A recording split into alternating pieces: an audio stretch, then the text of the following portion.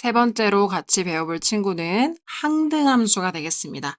항등이라는 것은 한자어인데요. 항상 같을 등이라는 뜻이에요. 항상 같은 함수라고 해서 저는 일명, 별명으로 거울함수라고 부르곤 합니다. 왜 그러냐 하면 자기 자신이랑 똑같은 원소한테 대응되는 게 바로 항등함수예요. 그림을 한번 보시면 정의역 안에 있는 원소 1이요. 자기 자신인 1한테 대응이 됐죠. 2는 2한테, 3은 3한테. 즉, 이 f란 함수가요. y는 x라서 x 값이요. 자신과 동일한 값을 y 값으로 갖는 친구. 이 친구를 항등함수라고 합니다. 그래서 다시 한번 셈 정리를 보시면 정의역 x의 각 원소에 자기 자신을 대응시키는 함수, f를요, x에서 y로의 함수라고 할 때 fx는 항상 x 자기 자신이 되는 거겠죠. 이러한 친구를 항등함수라고 합니다. 그래서 문제에서 y는 x라는 함수가 나오거나 혹은 fx는 x다 이런 표현들이 나오면 이것은 다 항등함수를 뜻하는 말이 되겠습니다. 항등함수는 뭐다? 거울함수다. 왜? 자기 자신에 항상 대응되기 때문에 이렇게 기억을 해주시면 되겠습니다. 그래서 참고로 보시면 정의역에 따라서 항등함수의 그래프의 모양이 조금씩 달라지는 것을 알 수가 있어요. 첫 번째 보시면 정의역이요. 그냥 실수 전체 집합이 아니라 원소 3개로 정의가 되어 있습니다. 그럼 1은 1에 대응되고 2는 2에 대응되고 3은 3에 대응되어야 하니까요. 순서상으로 보시면 1,1, 2,2, 3,3이 되겠죠. 그래서 점으로 나타내면 이렇게 1,1, 2,2, 3,3 이게 바로 항등함수의 그래프가 되겠습니다. 두 번째는요. x값이요. 범위가 정해져 있는 거예요. a부터 시작해서 b까지라고 했습니다.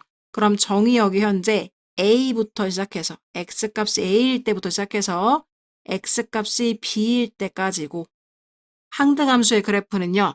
y는 x라고 이야기할 수 있기 때문에 a일 때 a로, b일 때 b로 이렇게 대응이 돼야 하겠죠.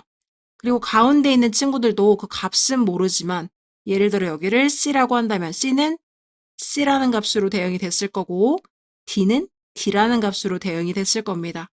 그래서 이 주어진 범위인 a부터 b까지의 영역 안에 y는 x라는 1차 함수 그래프를 이렇게 그려주시는 게 바로 이 두 번째 x라는 정의역이 a부터 b까지일 때의 항등함수 그래프가 되겠습니다. 자, 세 번째 그래프는 보시면요. 정의역이 실수입니다. 정의역이 실수라는 건 x축에 있는 모든 값들이 다 정의역이 될 수 있다는 거겠죠. 그때는 우리가 알고 있는 y는 x 그래프를 이렇게 시원하게 좌표 평면 위에 범위에 제한 없이 그려주시면 되겠습니다.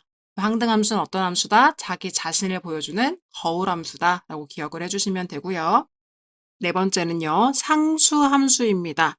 즉 바뀌지 않는 고정된 값인 상수로 모두가 다 대응되고 있는 함수라고 할 수가 있겠어요. 그림을 보시면 어떤 상황이냐면 지금 정의역에 있는 원소들이요.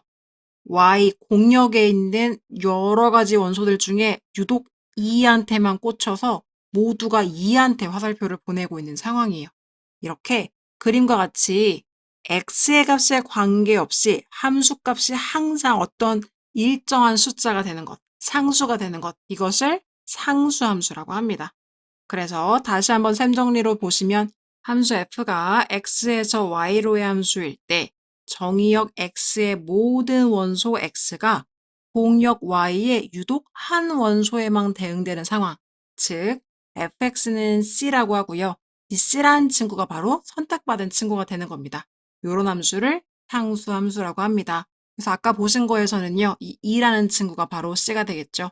따라서 이 함수 fx는 2, x값에 뭐가 들어가든지 상관없이 결과가 항상 2가 나오는 이런 친구를 우리가 상수함수라고 합니다. 그래서 하나의 친구가 전체 화살표를 다 받고 있는 상황이니까요. 상수함수는 표준어는 아니겠지만 몰빵을 당한 함수, 몰빵함수 이렇게 편하게 기억을 할 수가 있겠죠.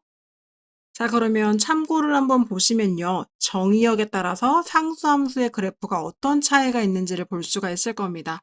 지금 현재 보시면 이 1번 그래프는요. 모두가 2에 대응되고 있는 거를 알 수가 있어요. 1도 2, 2도 2, 3도 2인 거죠. 그래서 순서상으로 보시면 1,2, 2,2, 3,2가 되는 상황이에요. 그래서 1,2에 점 하나, 2,2에도 점 하나, 3,2에도 점 하나를 찍어서 이렇게 상수함수의 그래프를 그렸고요. 두 번째 같은 경우는요. 정의역이요. 범위로 나와 있어요. A부터 B까지입니다. 즉 X값이 A일 때부터 시작을 해서요. X값이 B일 때까지인 거예요. 그런데요. 이 친구들이요. 이 Y값은요. X의 값이 상관없이 늘 C라는 친구로 모여지고 있는 겁니다. 즉 A일 때도 값이 C가 나오고 B일 때도 값이 여전히 C가 나오고요. 중간에 여기에 예를 들면 전혀 다른 원소인 뭐 D가 있다고 했을 때에도 여전히 이 점도 C라는 친구를 선택하고 있는 상황이에요. 그래서 상수함수는 이렇게 그래프를 그려볼 수가 있을 거고요.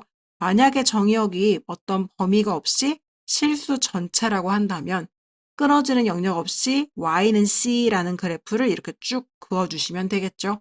이게 바로 정의역에 따라 달라지는 상수함수의 그래프 형태가 되겠습니다.